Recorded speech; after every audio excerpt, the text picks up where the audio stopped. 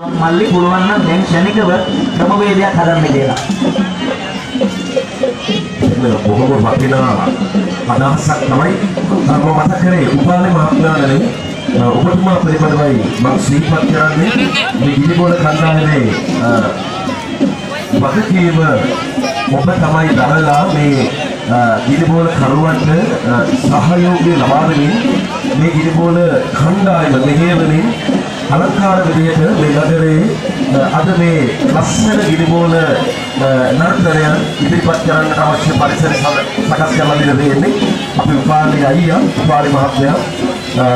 අපි ඔබවත් මේ වෙලාවේ බොහොම ආර්ථික ශ්‍රීපත් අන්න ලස්සන මම දකිනවා මම කියන්නේ කිසිම විදිහේ හැකියාවක් මේ ගිනිබෝල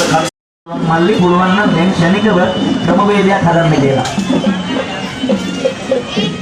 බොහොම වටිනා අදහසක් තමයි මම මතක් කරේ උපාලේ මහත්මයාණනි ඔබතුමා පිළිබඳවයි මම ශ්‍රීපත් කරන්නේ මේ ගිනිබෝල කණ්ඩායමේ වගකීම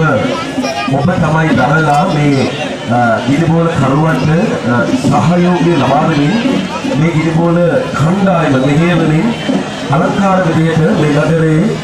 අද මේ ලස්සන ගිනිබෝල නර්තනයන් ඉදිරිපත් කරන්නට අවශ්‍ය පරිසර සකස් කරලා දෙන්නේ අපි උපාලේ අයියා උපාලේ මහත්මයා අපි ඔබවත් මේ වෙලාවේ බොහොම ආර්ථික ශ්‍රීපත් අන්න ලස්සන මම දකිනවා මම කියන්නේ කිසිම විදිහේ හැකියාවක් මේ ගිනිබෝල